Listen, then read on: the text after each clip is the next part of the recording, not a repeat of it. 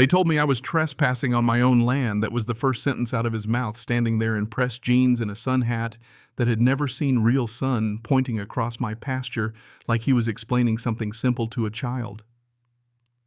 I remember thinking two things at once: either this man is confused or he thinks I am. Either way, I didn't like being underestimated. I've lived on that stretch outside Red Hollow, Wyoming for almost 30 years. 120 acres, creek-fed on the west side scrub and sage that rise toward the north ridge, a straight run of barbed wire my father and I rewrung after that brutal winter in '94. That land isn't just dirt to me. It's my retirement. It's where my wife and I rebuilt our life when she got sick. It's where my daughter learned to ride. It's the ledger of a lifetime of mornings. The fence line runs east to west, clean and honest. And beyond it, there's a strip of ground most folks would call useless sagebrush hardpan, a little slope. Useless, maybe, but it's in my deed. Grandpa bought the original parcel in the '60s. When the county digitized records, the meets and bounds stayed the same. Paper doesn't lie, usually. The Bennetts rolled into town like a glossy magazine ad for regenerative agriculture. Ethan and Claire, nice teeth, better coffee, a drone and a plan. They bought Walt Henderson's old spread, came in with a realtor and a camera, told the paper they'd bring solar pumps and workshops and heritage chickens. I liked the idea, neighbors doing good work, and when Ethan first walked over while I was replacing a leaning post, he was polite, offered a cup from a stainless tumbler. Good to know, he said, about the deed pushing 50 feet past the fence. That word clarity would become a quiet soundtrack later on. For 5 weeks, it was exactly what neighbors are supposed to be: civil distance waves from the truck. Then one Tuesday, I nearly ran over a bright orange stake while checking irrigation, and it turned out there were dozens of them, a clean line of orange skewering my pasture about 40 feet inside the ground I'd paid taxes on for decades. Each had a little metal tag: property line, do not cross. I shut off the tractor and walked the line, slowly counting the stakes like you count teeth, the engine cooling, wind making the dry grass whisper. I called Ethan right then. "What are these doing on my land?" He didn't even pretend to check. "That's not your land," he said, calm as the sky. "We had a survey done. The boundary is where those markers are." He spoke like a man who'd already decided the story and expected me to appreciate the narrative. "Your deed is outdated. Survey tech's improved since the '60s. There was a certainty in him that made me feel foolish before I'd opened a file. That night, I pulled my deed out. Bearings, distances, iron pin at the northeast corner, clear as daylight, and slept poorly. Land disputes aren't really about land, I learned. They're about doubt. If someone can stand on your ground and tell you it isn't yours with a straight face, it plants a seed. So I called Margaret Shaw, 62, third-generation Wyoming lawyer, tougher than frozen fence wire, and hired a surveyor, Rick Dalton, who's been measuring dirt since Disco died. He showed up with gear that looked NASA-approved, walked every corner scraped for old markers, cross-checked county plats. When Rick laid his map on my kitchen table, he scratched his chin and said, "Well, you're not going to hate this." I felt the room tilt. "Tell me." He pointed. The old fence was off, but in my favor. The true boundary ran about 55 feet past the fence, the orange stakes Ethan had put up. They were sitting on my land and still 5 feet shy of the true line. It wasn't confusion, it was calculation. That's when something cold crawled up my spine. Someone had decided to expand their world and assumed I'd concede. I tried to be reasonable. I drove over with Rick's survey rolled under my arm, unfurled it across Ethan's truck hood while he adjusted drip lines, and Claire planted seedlings with careful hands. We had our survey done too, he said, like they were two versions of the same movie. Boundary corrections. Their attorney later called it a polite way to say we're rewriting the map. I left without raising my voice, and Margaret sent a formal demand: remove your markers, restore the line 21 days. Their reply came on heavy Denver letterhead proposing a joint survey. Margaret snorted. When two surveys in the deed agree, you don't split the difference. You file a quiet title action and let a judge call it. Court is a peculiar kind of theater. You clean your boots and your words, and everyone brings their best script. Ethan showed up in a suit that probably cost more than my first pickup. Claire folded her hands tight. Their attorney talked about evolving standards and equitable use. Margaret didn't need polish. She had facts. We laid the deed out, then Rick's map beside it. Judge Eleanor Whitaker, rumor said she could read a land map faster than most people read a menu asked 3 questions, and when she spoke, she did it like a woman who'd spent her life reading lines in the dirt. The boundary is as described in the recorded deed and confirmed by the plaintiff's licensed survey. The defendant's markers and improvements lie within the plaintiff's property. Remove them within 21 days. Finality, no gavel theatrics, just the exhale of a thing settled. That should have been the end. But possession matters, especially when a man is building a narrative around vision and stewardship.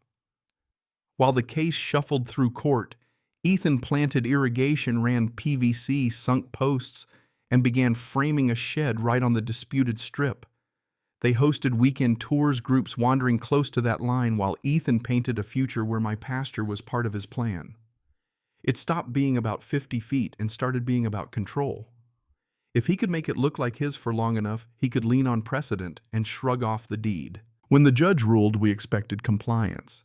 Day 1 passed. Day 5, Day 12.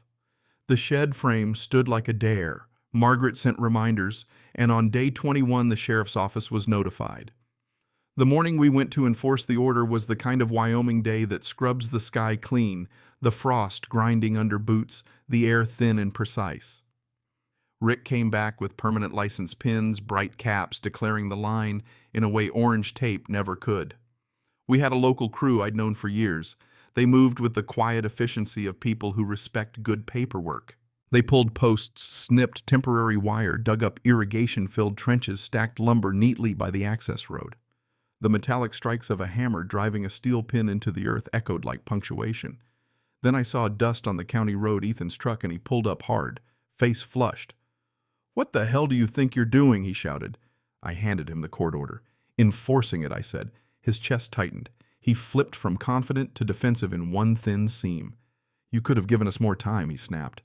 The sheriff's deputy stepped out, slow and deliberate. Deputy Morales, calm hands relaxed near his belt. His presence turned argument into action. We dismantled the shed piece by piece, careful not to damage anything, just removing what a judge had said didn't belong. They'd invested time, money, image investors watching tours booked, and the hurt he felt was obvious. "You could have partnered with us," Ethan muttered later at the fence line, like it was revelation rather than justification. There it was, expansion dressed up as vision. I'm not against vision. I'm against rewriting lines and assuming you own consent. 2 days later, Judge Whitaker issued the final order covering fees. Ethan and Claire were responsible for my legal costs. Rick's survey and labor, the judge even added a warning about contempt for any further overreach. It should have felt like victory, and in a way it did. But justice has a complicated aftertaste. For weeks, the space between our properties carried a visible tension. The polite nods vanished, replaced by distance. They shifted their plans east. The tours continued, but their gestures no longer claimed my pasture.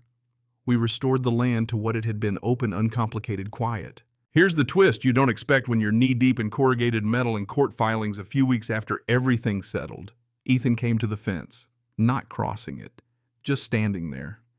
You ever think he said that boundaries are sometimes just old decisions we're afraid to question? I leaned against the post, watching his breath fog in the cold. "Sure," I said, "but if you question them, you better be ready for the answer." He laughed, a half-laugh, not bitter, not friendly, just tired. Then a few weeks after that, he sent a proposal across the line: water conservation along the creek that actually crosses both our properties. Shared cost, clear agreements in writing. No markers, no presumptions, just contract. That moment of him stepping back from expansion and offering cooperation felt like a mirror held up to the whole thing. I realized something about certainty and entitlement. Vision, when untethered from consent, becomes arrogance. In me, I learned something about myself. I thought I was easygoing, adaptable, a man who could bend like cottonwood in a wind.